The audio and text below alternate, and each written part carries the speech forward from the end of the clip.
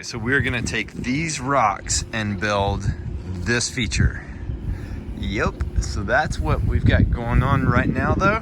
It just looks like that. Looking at wetland up here, we have a 22 to 25 foot long stream, nice and wide, between 2 and 4 feet wide. This is actually about 6 feet wide right here of water space, and then cut beyond that for our stone.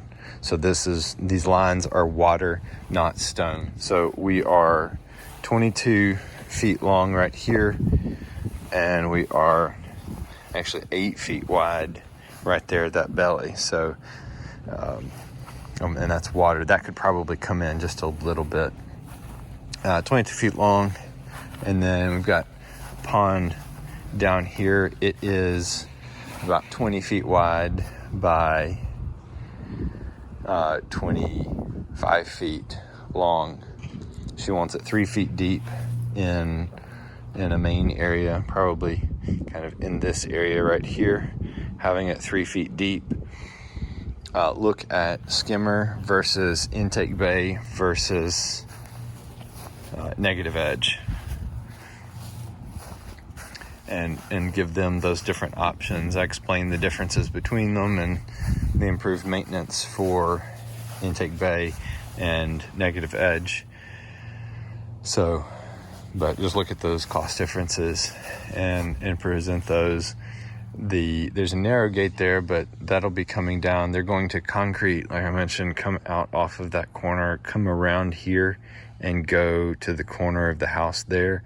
They're going to bring it up to flush with the current poured patio right there underneath the roof, and then it'll step down with some stone steps to pond level, which will have to be elevated. We need to figure on bringing in boulders along here so that we can raise this up a good bit, and then those boulders will just feather into the hillside over there, and then this dirt will all come up so that we're at a nice appropriate level. So they're going to do some landscaping. She possibly wants to put a tree back here, which increases the necessity for an intake bay or negative edge over skimmer. She really wants to reduce maintenance and make this as easy to take care of as possible. She's had a wetland filter before and loved it. She does want her kids to be able to get in here, not as a rec pond, but just to be able to get into it and splash around from time to time. So concrete needs to go first before we come in, talk to them about electrical needs, lighting, etc. Good morning, this is Frank Roberts with Memphis Water Gardens. It is a breezy January morning, and we've got a truck over here. Mario finally got back from Christmas vacation in Mexico, so we're glad to have him back. And so Alberto is over here pulling our skid steer out of the backyard, and that is actually our skid steer. We just bought that over a few days ago, so extremely glad not to have to rent that equipment anymore. So I'm going to show you this project that we are starting on today. Super excited about this. It's going to be beautiful. Very excited to be working with this client. And actually Greg Whitstock went out there and met Miss Heidi and saw her pond and her fish and had a great time. Anyway, so she moved here with her husband and her dog Fergus, who you will see in a little bit, and wanted a pond, but she also wanted her fish. So several weeks ago, she and her husband and Fergus drove 8 of their fish from Iowa. She had trained them to eat from her hand, and so they drove their fish here from Iowa. They have been living in our pond back at our office, and we've been taking care of them for the last several weeks. And so she's very eager to get them into her new pond, and this is her new pond. Well, these are the stones for her new pond, and her retaining wall. So I'm gonna flip the camera around now and show you what we've got going on. All right, so we're gonna take these rocks and build this feature. Yep, so that's what we've got going on right now though. It just looks like that. So when we first started talking over a year ago, they didn't even have this house, but they knew they were moving here. And so this fence came down very recently, and they just built, there was a fence here, and they just built this, took down the old one and put that one in. And she's got this awesome kind of meadow behind her here that will never be developed. And so I'm excited for that, because that means we get to take all of our excess dirt and such out there. All of our sod, we're gonna throw it out there and kind of grade it out. And so I'm excited not to have to haul any dirt off. That's a beautiful, beautiful thing. But we've got this tremendous fall or slope kind of coming this way and coming away from the house, which is great for drainage, not so great for trying to build a pond and waterfall. So what we're gonna do is we're gonna take those boulders and we're gonna build a boulder retaining wall coming along here so that we can raise the elevation of the yard in this area so that our pond will be flat. Then after we get finished, there's going to be a patio built either out of stone or concrete. They haven't decided yet which they want to do. We've got a wetland, an 8x10 wetland that's going up here, a waterfall stream coming along, and then another waterfall dropping into the pond, which is going to be done here in this area. Right now, we just have stone. We're bringing our aqua blocks and our centipede and snorkel and all of that equipment in to the end of the yard right now. And about to get started. I need to get that pipe out of the way, start scraping the sod off and hauling it out and away. Really excited about this project. Looking forward to it. Got a little break in the weather. And so yeah, getting it going. All right, so in here we have our aqua blocks. That one just happens to be assembled already. We've got aqua blocks parts. We've got a centipede right here, and so we'll show you a little bit later how that works and what that does for us in our wetland.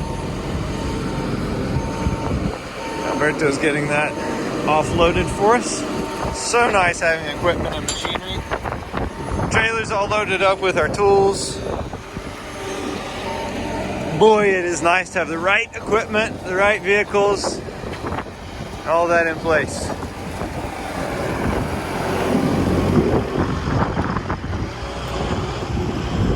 This is Miss Heidi's car right there. Her son, as you can tell from the sticker there, was killed in the line of duty in Afghanistan. And so they've got a memorial for him. And so it's a neat story what they've done in honor of him since he passed. We'll let her tell her story here probably a little bit later in the video. Just a little peek inside, kind of behind the scenes. This is what our trailer looks like. This is where we keep all of our tools and equipment, and it is a huge part of maintaining efficiency and not having to run to the hardware store to pick up, like things like PVC fittings. And we've got safety equipment. We've got our tools. We've got our level, hoses, straps, fan. Won't be needing that. Tanks, shovels, wheelbarrows, blower, saw. We've got blower, jackhammer. Everything's in here, so we can, when we show up on a site for a build, we've got it. Everything's here, and we're not having to worry about, oh, I forgot the broom or I forgot this. Everything stays on there. It's dedicated equipment. When we show up, we have 100% of what we need to start and finish a job, including that machine, that trailer. It's windy out here. That trailer will also hold our mini skid steer, so we can build a small or medium-sized feature 100% out of that trailer without even needing any bigger equipment like this. So it's a huge part of maintaining our efficiency and making sure we can get in and get out in a timely manner. So I'm about to get started scraping some sod off right here.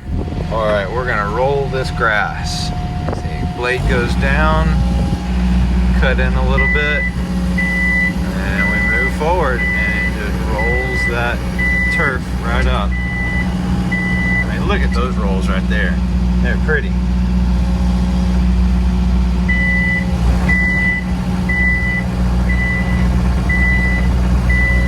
Giving ourselves a nice clean work area.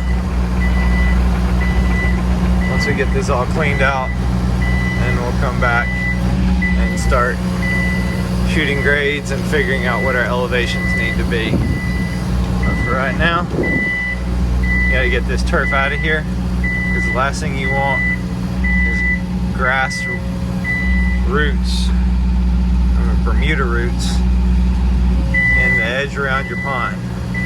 You'll be pulling weeds for the rest of your life. Alright, so the wind does make it a little hard to record and talk and you actually hear, but Mario and Hugo are over here assembling some aqua blocks for us. Just kind of filling up the time with productive activity while I scraped the sod off of our site. So you can see the sod is all nicely piled up down there by the gate, waiting for Alberto to get back with the bucket for the skid steer. We got out here with it, just in the fork, so we got to get back out with the bucket. So this is our work site.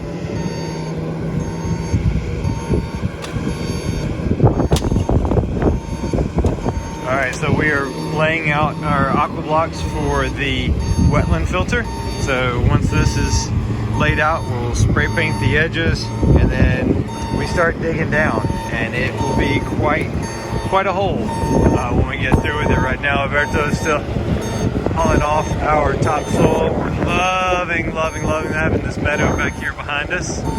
Makes things so much easier, not having to get rid of this stuff by trailer. But the gate's not terribly wide, so we are having to be very cautious.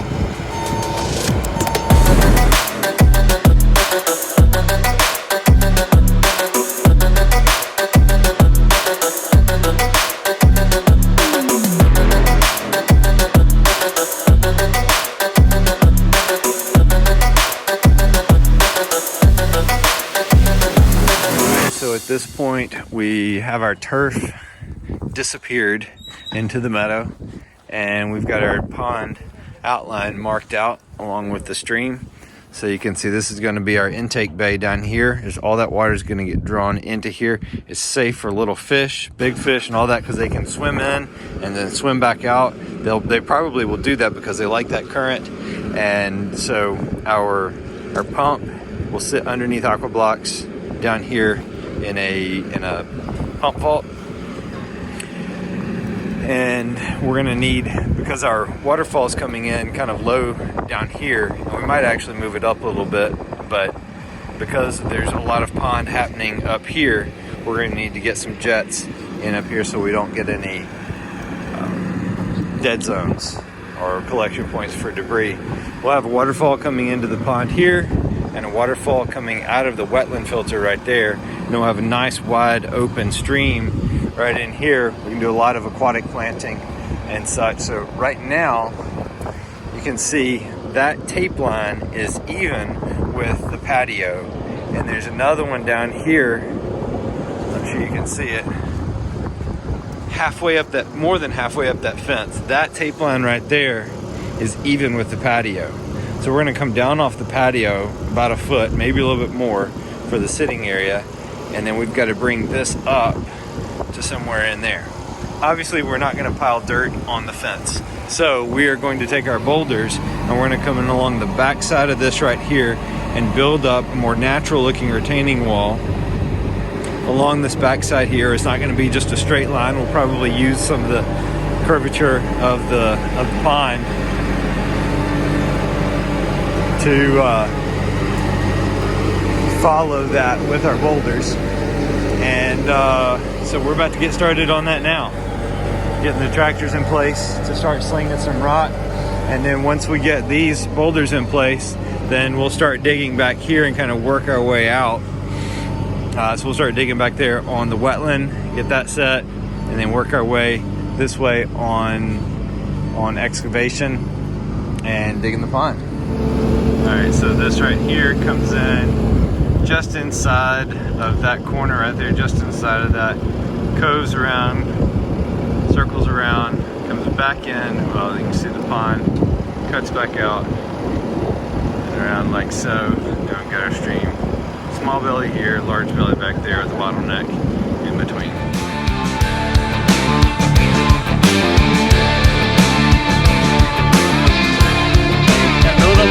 Arriba para poner la piedra así como está, no parada. Sí.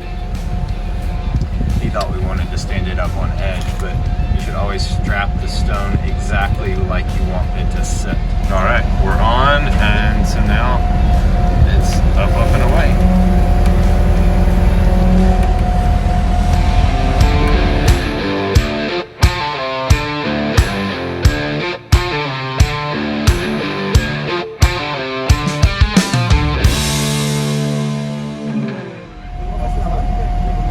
Take this side back here, push it back more towards the fence, as our intake bay is going to be right about here.